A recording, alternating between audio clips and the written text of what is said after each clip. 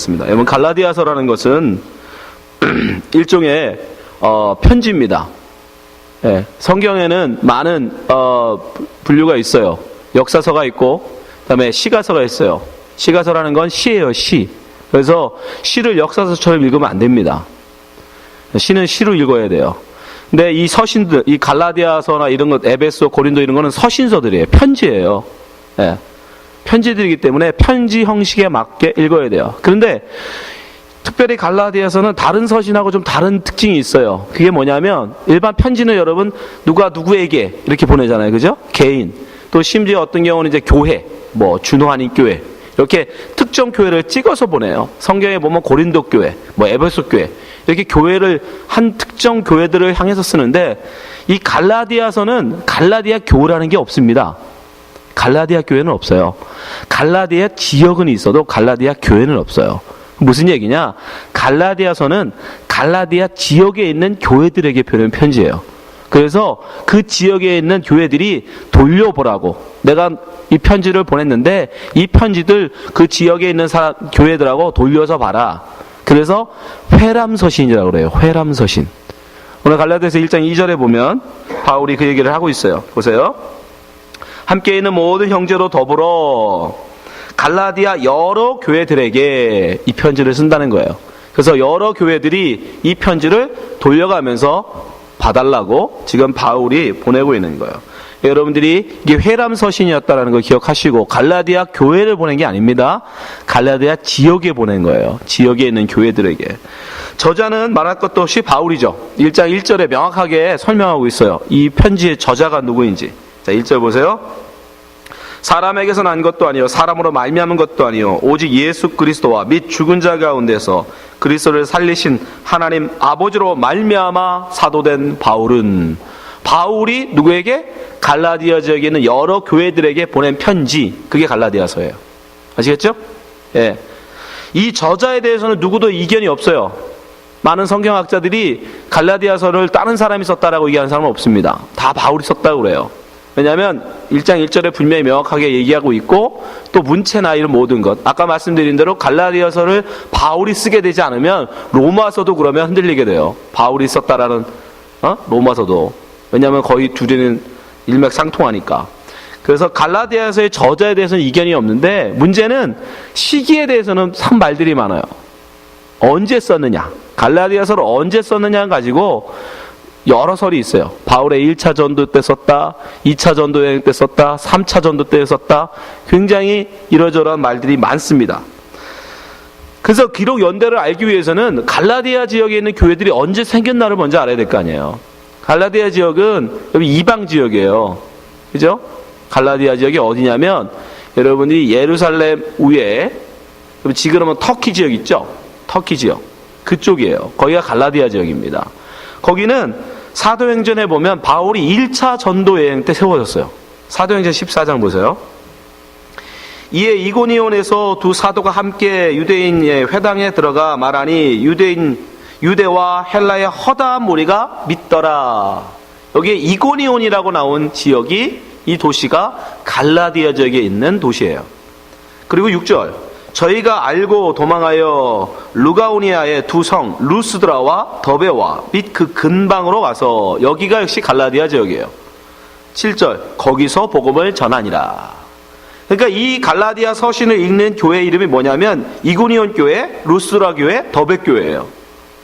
이 지역에, 갈라디아 이 지역에 있는 교회들, 여기는 바로 바울이 1차 전도 여행에 가서 세운 교회들이에요. 1차 전도 여행 때 세운 교회. 근데 이 편지의 내용을 보면 자기가 전한 복음을 너희들이 속히 떠나는 걸 내가 이상하게 여긴다라는 얘기가 있어요. 자, 6절 보세요. 갈라디아 1장 6절. 그리스도의 은혜로 너희를 부르신 이를 이같이 속히 떠나 다른 복음 쫓는 것을 내가 이상히 여기노라. 이렇게 빨리 너희들이 날 떠날 줄 몰랐다.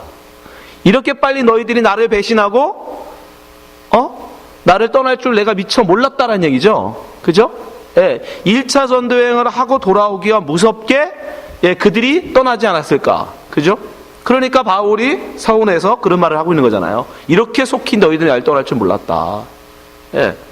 그리고 바울이 이미 1차 전도여행을 때 이 갈라디아 지역에 교회를 세우고 있을 때 이미 바울을 방해하는 사람들이 있었어요. 방해꾼들이. 자, 사도행전 14장 19절 가보세요.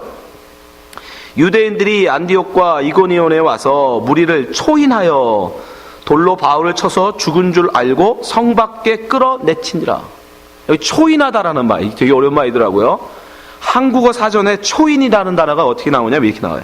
죄인이 다른 사람을 자신의 저지른 범죄에 끌어넣다. 이게 초인하다예요. 예.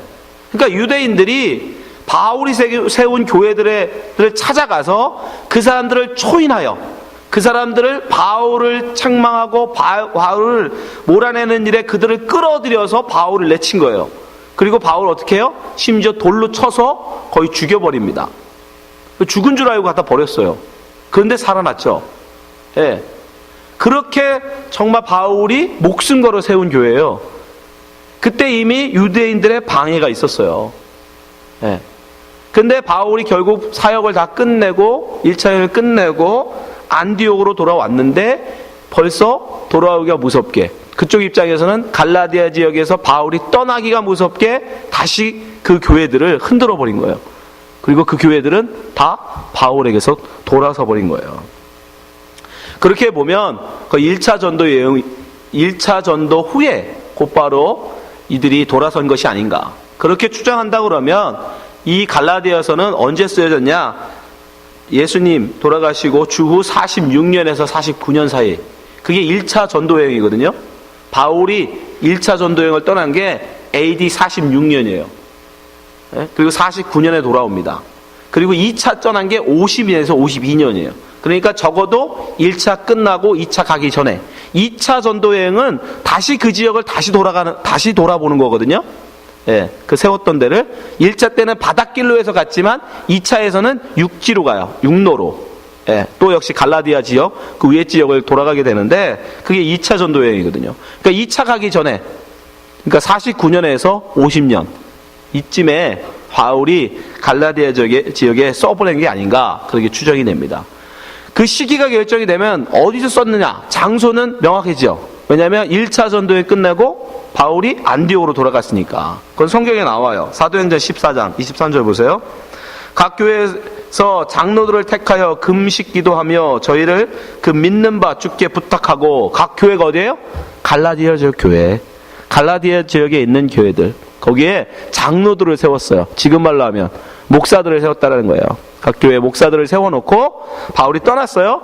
그런데 떠나기가 무섭게 교회들이 다 다시 흔들린 거예요. 넘어진 거예요. 그렇게 세워놓고 바울은 어디로 갑니까? 24절, 비스디아 가운데로 지나서 밤빌리아로 이르러 내려오고 있는 거예요. 밑으로 남쪽으로. 25절, 도를 버가에서 전하고 아달리아로 내려가서 26절, 거기서 배 타고 안디옥에 이르니 이곳은 두 사도의 이른 그 일을 위하여 전에 하나님의 은혜에 부탁하던 곳이라. 바닷길로 왔다가 바닷길로 다시 돌아와요. 예, 안디옥으로. 이렇게 안디옥으로 돌아온 이후에 갈라디아 지역 소식을 듣고 그들이 자기의 복음, 자기가 전한 복음을 떠났다는 이야기를 듣고 곧바로 그 지역에 편지를 써서 보낸, 그 편지가 바로 우리가 있는 갈라디아서입니다. 아시겠죠? 그럼 기록 목적은 아까도 말씀드리지만 자기가 전한 복음을 그들이 갈라디아 지역에 있는 교회들이 떠나서 이 편지를 쓰게 되는 거죠. 6절 보세요. 그리스도의 은혜로 너희를 부르신 이를 이같이 속히 떠나 다른 복음 쫓는 것을 내가 이상히 여겨노라. 정말 이상하다. 어떻게 이렇게 빨리 나를 떠날 수 있을까? 어떻게 내가 전한 복음을 이렇게 빨리 너희들이 버릴 수 있을까? 정말 이상하다는 거예요. 7절, 다른 복음은 없나니 다만 어떤 사람들이 너희를 요란케 하여 그리스도의 복음을 변하려 함이라. 다른 복음은 없다. 강력하게 얘기해요. 제가 다 읽지는 않았지만 8절 9절에 계속 나오면 심지어 다른 복음을 전하는 사람은 저주를 받을지어다라고까지 막 얘기해요. 네. 굉장히 격양된 걸 알 수 있어요, 바울이. 아무튼 그래서 갈라디아 지역, 자기들이가 개척해서 세운 교회들이 불과 몇 년도 되지 않아서, 1년도 되지 않아서 복음을 등지는, 복음에서 돌아서는 그런 모습을 보고 바울이 이 갈라디아서를 쓴 거예요.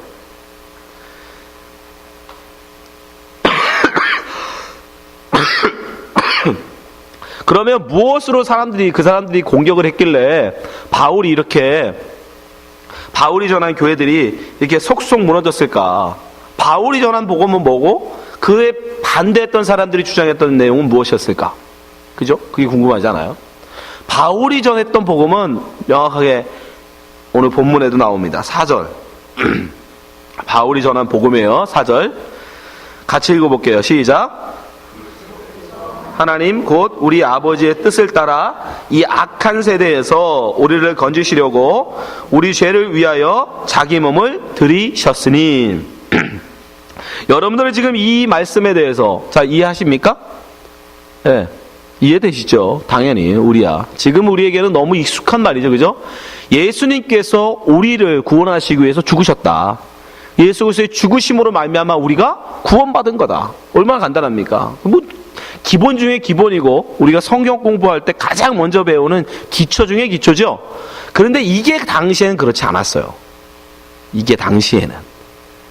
이 가장 기본적인 이런 신앙마저도 당시에는 그렇지 않았다라는 거예요. 뭐에 대척이 됐냐면 율법주의에 걸렸어요. 유대교. 왜냐하면 당시 기독교인들이 누구였어요? 대다수의 기독교인이 그 당시에는 교회에 와 있는 교회 멤버들이 대다수가 유대교인이었어요. 그리스도인이 됐지만 그 사람들은 그럼에도 불구하고 유대교적인 전통을 유지하고 있었습니다. 다수가. 그러다 보니까 무슨 얘기까지 나왔냐면 예수를 믿는다라는 거, 그리스도인이 된다는 건 먼저 유대교인이 되고 그 다음에 예수 믿는 건가 보다. 이렇게까지 얘기하는 사람들이 있었어요. 그래서 교회 멤버가 되는 건데 크리스찬이 되는 건데도 불구하고 너 할례 받아라. 그 유대인 되라. 그래야 너 참된 유대인이 된다. 그리고 율법 구약에 우리 하나님이 말씀하신 구약, 그 당시에는 성경이 구약밖에 없었잖아요. 구약 성경 이 여기에 나오는 율법들을 너희가 다 지켜야 된다. 이렇게 얘기하는 사람도 있었어요. 거기에 반해서 바울은 뭐라고 얘기한 거예요? 아니다. 오직 은혜로 말미암아. 오직 은혜로 믿음으로 우리는 구원을 얻는 것이다. 그래서 예수님이 돌아가셨는데 왜 다시 율법을 지키라고 그러냐? 왜 다시 유대교 할례를 받고 유대교인이 되라고 하냐? 이렇게 외친 거예요. 근데 그 당시에 다수 압도적으로 유대인이 많았어요. 압도적으로. 그래서 바울의 말은 거의 힘을 얻지 못했습니다. 심지어 사도들 중에도 바울의 말을 동의해 준 사람이 없었어요. 왜? 사도들이 다 누구예요? 유대교인들이에요. 사도들 자신도. 그러다 보니까 바울의 이야기는 그냥 바울 한 개인의 말에 불과했어. 거기다가 가장 결정적인 약점이 바울에게 있었어요. 바울의 가장 결정적인 약점이 뭐예요? 공인된, 교회에서 공인받은 사도가 아니라는 거예요. 지금 말로 하면 자기가 목사라고는 하는데 아무도 그 사람이 목사 한 수 받은 걸 몰라. 도대체 어디서 목사 한 수 받았는지, 어디서 신학 공부를 했는지 아무도 몰라. 옛날에 우리 1세대 때 그런 사람이 있었죠. 분명히 한국에서 떠날 때는 집사였는데 LA 공항에 내릴 때는 목사야. 예? 도대체 비행기 그 사이에 13시간 사이에 무슨 일이 있었는지 몰라. 아무도 몰라. 근데 분명히 떠날 때는 집사였는데 LA 공항에 내릴 때는 목사가 됐어. 무슨 일이 있었던 거예요? 몰라요, 아무도. 그리고 다 LA에서 목사로서 꽤 열심히 하는 분들 있죠? 예, 그런 거예요. 그러니까 바울이 그렇게 봤어요. 왜냐하면 바울이 사도라고 주장하는데 아무도 바울의 사도성에 대해서 인정할 수가 없는 거예요. 왜냐하면 그 당시의 저기로는 도저히 사도로 볼 수 있는 그런 조건이 아니었어요, 바울은. 그래서 오늘 갈라디아서에도 보면 무슨 얘기를 1장 1절 보세요. 자기를 뭐라고 소개하냐면 이렇게 소개해요. 자, 1장 1절 다시 한번 읽어볼게요. 그리고 같이 읽어보겠습니다. 시작. 사람에게서 난 것도 아니요 사람으로 말미암은 것도 아니요 오직 예수 그리스도와 및 죽은 자 가운데서 그리스도를 살리신 하나님 아버지로 말미암아 사도된 바울은. 참 거창하잖아요. 그냥 나 목사입니다, 나 침례교 목사입니다 이러면 되잖아요. 근데 사람으로 말미암은 것도 아니고 사람의 뜻으로 된 것도 아니고 주 예수 그리스도와 하나님 아버지로 말미암아 목사된 오광규는 뭐 이렇게까지 설명할 필요 있어요? 왜 그런 거예요? 그만큼 공격을 당한 거예요. 그만큼 사람들로부터 너는 하나님의 뜻으로 말미암아 사도된 사람이 아니라 네가 그냥 사도라고 하는 거잖아. 에? 누가 너를 사도로 인정했어? 라고 주위에서 수없이 많은 공격을 하니까 바울이 자기의 사도성에 대해서 얘기하고 있는 거예요. 강조하고 있는 거예요.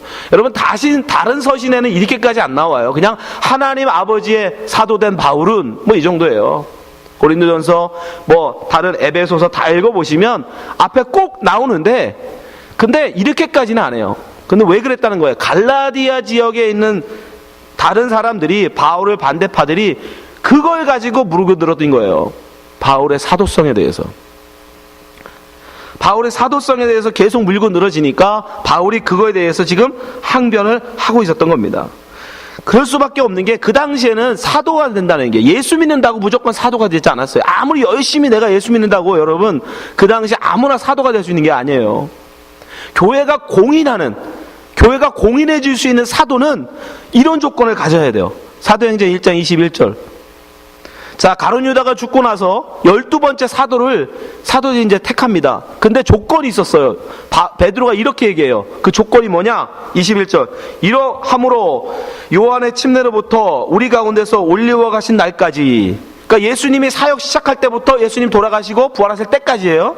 날까지 주 예수께서 우리 가운데 출입하실 때에, 22절, 항상 우리와 함께 다니던 사람 중에 하나를 세워 우리로 더불어 예수의 부활하심을 증거할 사람이 되게 하여야 하리라. 이 사람만 사도예요. 이 사람 중에만 사도가 될 수 있었어요. 예수님 사역 시작할 때부터 예수님 부활해서 승천하실 때까지 항상 예수님과 함께 했던 사람들 중에서만 사도가 될 수 있었어요. 근데 바울은 어때요? 예수님을 생전에 한 번도 본 적이 없어요. 바울은. 뿐만 아니라 바울은 어떤 사람이에요? 심지어 스데반 집사를 돌로 쳐 죽인 사람이에요. 거기다가 또 초대교회 성도들을 옥에 가둔 사람입니다. 잡아가둔 사람이에요. 자, 사도행전 8장 3절. 사울이 교회를 잔멸할세 각 집에 들어가 남녀를 끌어다가 옥에 넘기느니라. 이런 사람이었단 말입니다. 예수님을 생전에 본 적도 없고 예수님을 따라다니는 건 고사하고 본 적도 없는 데다가 예수 믿는 사람들을 잡아 죽이던 사람이란 말입니다. 그 사람이 어느 날 갑자기 딱 나타나서, 야, 나 다메섹에서 예수 만나고 부활하신 예수님 만나는데 그 주님이 나보고 사도래. 그리고 자기가 사도라는 거예요. 그러니 사람들이 어떻게 믿냐고요. 갑자기 어느 날 나타나서, 지금은 비행기라도 있지, 갑자기 나타나서 자기가 환상 중에 예수님 만났다는 거예요. 그 예수님이 자기를 이방의 사도로 불렀다는 거예요. 그 말밖에 없어요. 그러니 그 당시 사람들이 어떻게 바울을 사도로 용인하냐고요. 그래서 바울은 죽을 때까지 자기 사도성에 대해서 공격받습니다. 죽을 때까지. 너는 가짜 목사다.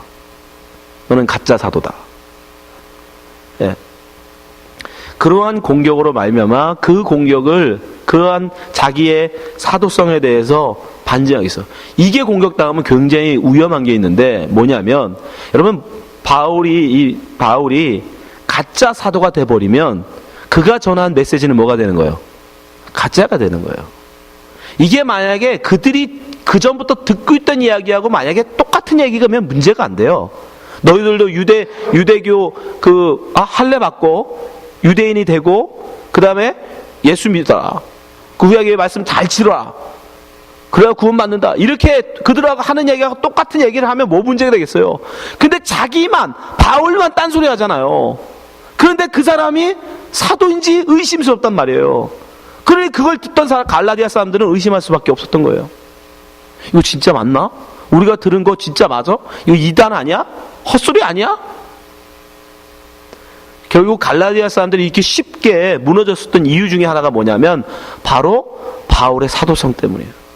바울가 공인된 사도가 아니었기 때문에 그 사람들이 흔들렸던 거예요. 쉽게 말하면 여러분도 마찬가지잖아요. 여러분, 어느 날 갑자기 누가 한국에서 온 사람이, 야, 오광균 진짜 목사 맞아? 그럼 여러분들 의심할 거 아닙니까? 야, 진짠가?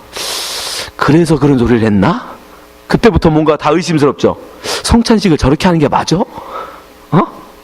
예배를 이렇게 드리는 게 맞아? 모든 게 다 의심스럽죠. 예? 지금 웃는 분들은 수상해. 예? 아니, 그건 맞아요. 왜냐하면 뭘로 할 거예요? 목사는 여기다가 도장을 찍어주시는 것도 아니고 어느 날 갑자기 목사입니다 하고 나타나면, 그죠?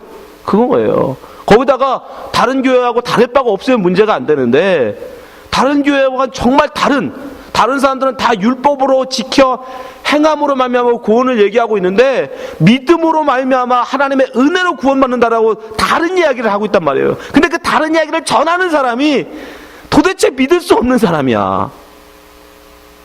오히려 이거 교회를 해치고 다니는 사람이잖아요. 그러니까 일부러 교회를 이런 나쁜 사상을 퍼뜨려서 교회를 없애버리려고 그러는 건지 모르잖아요. 그러니까 의심할 수밖에 없었던 거예요. 그래서 갈라디아 사람들이, 갈라디아 지역에 있는 교회들이 흔들렸던 거예요. 여러분, 그런 기본적인 여러분들이 그 당시의 배경을 갖고 갈라디아서를 보셔야 돼요. 그래서 갈라디아서를 그런 얘기를 딱 듣고 보면 되게 갈라디아서가 되게 심플합니다. 갈라디아서는요, 크게 들으면 보통 바울의 서신들이 다 그래요. 앞에 부분에는 자기의 이론적인 주장을 하고 후반부에 가면 그 이론에 대한 적용이에요. 실천. 갈라디아서도 마찬가지예요. 1장부터 4장까지는 자기 이론적인 주장을 합니다. 그리고 5장, 6장은 실천이에요. 실천적인 부분이에요. 어떻게 살으라라는 삶에 관한 이야기입니다. 두 개로 나눠줘요. 근데 자기 주장을 하는 1장부터 4장까지도 대부분 그 절반, 1장, 2장은 무슨 얘기냐면 나 사도 맞아. 그 얘기예요. 여러분들이 가서 갈라디아서 한번 읽어보세요. 6장까지밖에 안 되니까, 짧은 성경이니까. 자기 주장을 하는 1장부터 4장 속에서 거의 절반을 나 사도 맞다. 나 하나님이 부르신 나는 사도다. 그거를 1장, 2장에 거쳐서 계속 주장합니다. 이러저러한 근거들을 가지고. 그리고 3장, 4장에 가서 자기의 주장. 왜? 자기 사도성이 무너져 버리면 자기의 주장, 자기의 신학도 무너지거든요. 네? 그렇잖아요. 그러니까 자기의 사도성을 먼저 주장하고 3장, 4장에 가서는 자기의 신학, 그게 뭐죠? 아까 이신칭이라는 신학, 믿음으로 말미암아 우리는 구원을 얻는다라는 그 신학을 3장, 4장에서 구약의 예들을 들어서 바울이 설명을 해요. 예. 그리고 나서 그 이신칭으로 말미암아 우리가 누리는 게 뭐냐면 자유라는 건데, 그 자유로 우리가 어떻게 삶을 살아야 될지를 5장, 6장에서 얘기하는 거예요. 이게 갈라디아서 되게 심플합니다. 그러니까 로마서의 핵심이라고 하는 이신칭이만 싹 빼서 집어넣은 거예요. 그래서 여러분들이 꼭 오늘 설교 끝나고 집에 가시면 갈라디아서를 한 번씩 꼭 읽어보세요. 그 바울의 심정을 가지고, 자기는 분명 사도인데, 하나님의 부름받은 사도인데 아무도 그걸 인정해 주지 않아.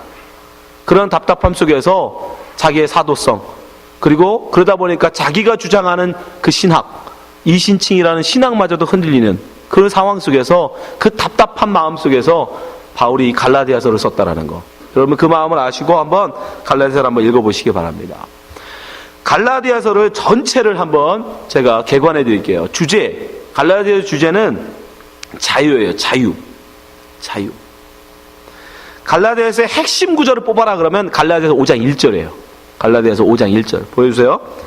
자, 여러분 읽어보세요. 갈라디아서 5장 1절. 갈라디아서의 핵심이에요. 바울의 이야기하는, 갈라디아서 얘기하는 핵심 구절 같이 읽어보겠습니다. 시작. 그리스도께서 우리로 자유케 하려고 자유를 주셨으니 그러므로 굳세게 서서 다시는 종의 멍에를 매지 말라. 굉장히 중요한 말입니다. 자유라는 건 어디로부터 이 속박되어 있기 때문에 나오는 거잖아요. 그죠? 자유라는 게 왜 필요해요? 원래 자유한 사람한테 자유는 필요 없어요. 뭔가 속박되어 있고 뭔가에 묶여 있으니까 자유를 주신 거 아닙니까? 그죠? 그럼 뭐에 묶여 있다는 거예요? 멍에라고 얘기하는, 율법이에요. 율법. 그죠? 바울이 얘기하는 게 그거예요. 율법이라는 것에 우리는 묶여 있었다. 근데 예수님이 우리의 그 율법의 멍에를 풀어버리고 우리를 풀어주신 거다. 자유하도록. 그러니까 율법으로부터 우리는 해방됐다라는 거야. 자유하다는 거야. 그러니까 다시 율법 지키는 어찌 하지 말라는 거예요. 자, 갈라디아 2장 3절 보세요. 그러나 나와 함께 있는 헬라인 디도라도 억지로 할례를 받게 아니하였으니, 헬라인이 유대인이 되려면 반드시 받아야 되는 게 할례예요. 지금도 여러분 유대인들이 있죠? 지금 유대인들도 여러분이 만약에 유대인이 되고 싶으면 그들이 행하는 할례를 가서 받으시면 돼요. 그럼 여러분 유대인 됩니다. 그리고 그들이 주장하는 그런 율법의 요구들을 이루시면 돼요. 그러면 유대인이 되는 거예요. 지금도. 그러니까 유대인으로 태어나지 않은 사람이 유대인이 되려면 첫 번째 받아야 되는 게 할례예요. 할례를 받고 그 율법, 구약에서 정한 율법들을 지키면 돼요. 안식일을 지키고, 그 다음에 음식에 대한 율법들을 지키고. 네. 그래서 지금 헬라인 디도에게, 나중에 디도서의 그 당사자인데, 디도에 할례를 자기는 안 줬다는 거예요. 왜? 율법으로부터 우리는 자유를 얻었는데 왜 다시 유대인을 만들려고 하냐는 거예요. 율법을 씌우냐는 거죠. 그게 바울의 이야기예요. 4절. 이는 가만히 들어온 거짓 형제 까닭이라. 이는이 뭐예요? 할례를 받으라고 하는 사람들, 유대인이 되라고 하는 사람들, 기독교인이 되기 위해서는 먼저 유대인이 되어야 된다고 하는 사람들은 거짓 형제들이라는 거예요. 그 사람들이 그렇게 이야기한다는 거예요. 저희가 가만히 들어온 것은 그리스도 예수 안에서 우리의 가진 자유를 엿보고 우리를 종으로 삼고자 합니다. 에? 이해되시죠? 무슨 말인지. 그 예수님은 그 율법으로부터 우리를 풀어주러 오셨는데 그 당시에 다른 유대인 기독교인들이 거꾸로 오히려 자유했던 헬라인들에게, 이방인들에게 율법을 씌워서 율법을 종으로 만들려고 한다는 거예요. 그러나 그건 아니라는 거예요. 오히려 율법으로부터 우리는 자유하다는 거예요. 그럼 어떻게 자유할 수 있을까? 율법으로부터 어떻게 자유할 수 있습니까? 그냥 무시하고 안 지키면 돼요? 하나님의 법인데? 네? 하나님의 법을 어떻게 무시하고 안 지킵니까? 그럴 수는 없죠. 어떻게 바울이 얘기해요? 어떻게 우리가 자유함을 얻었어요? 예수님이 주신 거잖아요. 우리가 예수님과 함께 십자가에 죽을 때 그 자유는 우리에게 온다라고 얘기하는 거예요. 갈라디아서 19장 보세요. 내가 율법으로 말미암아 율법을 향하여 죽었나니, 율법에서 죽어야지 자유한다는 거예요. 이는 하나님을 향하여 살려 함이라. 20절. 내가 그리스도와 함께 십자가에 못 박혔나니 그런즉 이제는 내가 산 것이 아니요 오직 내 안에 그리스도께서 사신 것이라. 이제가 내 육체 가운데 사는 것은 나를 사랑하사 나를 위하여 자기 몸을 버리신 하나님의 아들을 믿는 믿음 안에서 사는 것이라. 율법에서 어떻게 우리가 자유할 수 있느냐? 나를 죽여버리고 믿음으로 살 때 우리는 그 율법의 구속, 율법의 멍에로부터 자유할 수 있다는 거예요. 예수가 그래서 십자가에 죽으셨다는 거예요. 예. 그러면 그 자유한 자는 율법으로부터 자유해졌어요. 율법으로부터 이제 프리해졌습니다. 그럼 마음대로 살 수 있느냐? 율법이 정한, 다른 사람한테 구제하라, 섬겨라, 이런 율법 필요 없으니까, 야, 이제 안식일을 지켜라는 말은 이제 주의를 지켜라. 이런 것도 다 필요 없다. 그럼 내 마음대로 해도 되겠네? 이렇게 가겠죠? 근데 아니라는 거예요, 바울이. 그 자유한 자들은 어떻게 해야 되느냐? 자, 갈라디아서 5장 13절. 5장 6장은 실천 부분이라고 그랬죠? 13절. 형제들아, 너희가 자유로 위하여 부르심을 입었으나 그러나 그 자유로 육체의 기회를 삼지 말고 오직 사랑으로 서로 종로로 타라. 굉장하죠? 네, 여러분이 정말 잘 생각해요. 예수 믿고 방종하면 안 됩니다, 여러분. 예. 여러분은 이제 정말 율법적으로, 이론적으로만 얘기하면, 이론적이에요, 이거. 잘 새겨서 여기만 잘라 드시면 안 돼. 예. 괜히 졸고 계시다가 요즘 딱 붙고 가가지고 어디 가서 얘기하시면 큰일 납니다. 여러분이 이제 정말 예수 그리스도와 함께 십자가 못 박혀 죽으신 분이 맞다면, 여러분이 이제 살인죄를 지어도 지옥 가지 않습니다. 예, 여러분이 이제부터, 한 번도 이제부터는 교회 안 나와도, 여러분 지옥 가지 않아요. 구원 받습니다. 왜? 여러분의 그 행위에는 이제 하나님이 행위를 가지고 여러분을 판단하지 않기 때문에 그래요. 그런데 바울은 뭐라고 얘기냐면, 너희가 정말 예수와 함께 죽었다면, 정과 욕을 십자가에 못 박혀 죽은 자이기 때문에 네 뜻대로는 못 산다는 거예요. 네 뜻대로는 안 산다는 거예요. 왜? 죽었는데 어떻게 또 아직도 내가 있느냐는 거예요. 교회 가고 싶지 않은 나, 그거 어떻게 있느냐는 거예요. 에? 사는 사람을 죽이고 싶은 나가 아직도 왜 있냐는 거예요. 그건 말이 안 된다는 거예요. 그럼 그렇게 죽은 사람은, 정과 욕을 다 죽인 사람은 누구만 살았기 때문에, 내 안에 예수만 살았기 때문에, 예수가 이 땅에서 뭘로 살았어요? 다른 이들을 섬기는 종으로 사셨잖아. 그러니까 당연히 그렇게 죽은 사람은 다른 사람을 섬기는 종의 삶을 살 수밖에 없다. 그걸 다른 말로 하면 사랑하며 살 수밖에 없다. 그게 바울의 논리예요. 왜 그렇게밖에 될 수 없어요? 여러분이 십자가에 못 박혀 죽는 순간 여러분은 여러분의 것이 아니라 율법으로부터는 여러분을 자유하는데 영적으로 보면 여러분은 성령에게 붙들립니다. 그게 바울의 논리예요. 이해되세요? 여러분이 율법으로부터 자유해졌다고 여러분은 마음대로 하고 싶은 대로 사는 아니에요. 여러분이 하고 싶은 대로가 아니라 율법으로부터 예수 믿고 자유해지는 순간부터는 여러분이 아니라 성령이 하고 싶은 대로 여러분을 끌고 가는 거예요. 성령이. 그래서 갈라디아서 5장 22절에 이렇게 얘기하는 거예요. 오직 성령의 열매는 그 성령이 여러분을 십자가에 죽은 여러분을 이끌고 어떻게 이 세상을 살게 하시느냐. 사랑과 희락과 화평과 오래 참음과 자비와 양성과 충성과 온유와 절제 이 같은 열매를 맺게 하신다는 거예요. 이해되시죠? 예. 왜? 24절. 그리스도 예수의 사람들은 육체와 함께 그 정과 욕심을 십자가에 못 박았기 때문에,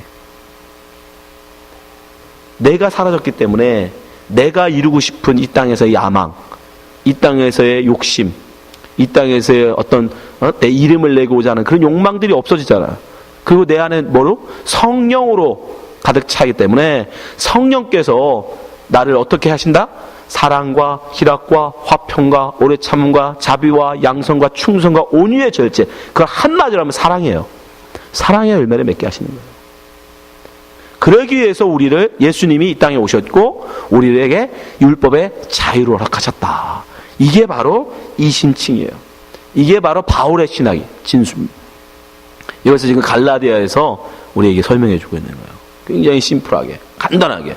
이걸 좀 더 구체적으로 자세하게 설명한 게 로마서고, 하나하나 예를 들어가면서, 구약의 예를 들어가면서 자세하게 설명한 게 이제 그게 뭐냐면 그걸 로마서입니다. 근데 갈라디아서는 그걸 딱 줄여서 얘기해줘요. 이걸 기억하시기 바랍니다. 여러분, 오늘 한 가지만 기억하시면 좋겠어요. 바울이 갈라디아서를 왜 썼다고요? 자기의 약점 때문입니다. 바울은 죽을 때까지 자기가 진짜 사도라는 것을 늘 사람들한테 이야기해야 됐어요.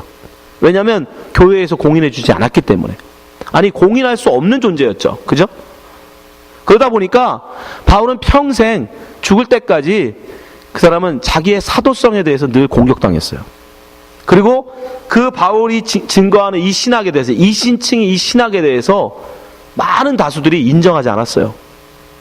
여러분, 이 이신칭의 신학은 굉장히 중요한 핵심입니다. 지금 우리 개신교, 현재 우리 있는 많은 개신도들이 믿고 따르는 주류가 지금 이신칭의 이 신학이에요. 근데 이것이 여기까지 오기까지는 여러분 엄청난 오랜 시간이 걸렸어요. 이 신학을 뒷받침한 사람이 누구냐면 바로 칼빈이에요. 바울이 주장했는데 자그마치 1000년이 지난 다음에 칼빈에 의해서 거의 1300년 정도 지나죠. 칼빈에 의해서 다시 나타난 거예요. 그러니 그동안은 바울은 굉장히 힘든 삶을 살았을 수밖에 없었어요.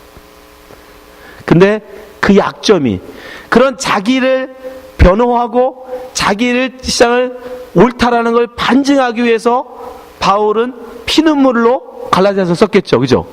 예? 사람들이 자기를 사도 아니라고 자꾸 그러고 자기의 신학이 엉터리라고 얘기하니까 그거를 피눈물로 그 사람은 변호하기 위해서 갈라디아서 썼을 거예요. 근데 결국 어떻게 됐어요? 그렇게 피눈물로 쓴 갈라디아 때문에 지금 우리에게 이 갈라디아서가 남겨져 있는 거예요. 바울에게 그런 약점이 없었다면 갈라디아서는 써질 일이 없어요. 이해되시죠? 예. 결국 하나님은 바울의 약점을 들어서 결국 하나님의 일을 이루신 거예요. 바울의 그 약점. 평생 그에게는 핸디캡이었고, 아픔이었지만, 그러나 하나님은 그걸 이용하셔서 갈라디아서 쓰시고, 에베소, 로마서를 쓰게 하신 거예요. 그로 말미암아 우리가 그 신학, 이신칭이라는 이 귀한 신학을 우리가 물려받게 된 거죠, 유산으로. 여러분, 그 하나님이 우리가 믿는 하나님입니다. 여러분의 인생 가운데도 힘든 일이 있을 수 있어요. 이해할 수 없는 일들, 이해할 수 없는 상처, 아픔, 여러분 있을 겁니다.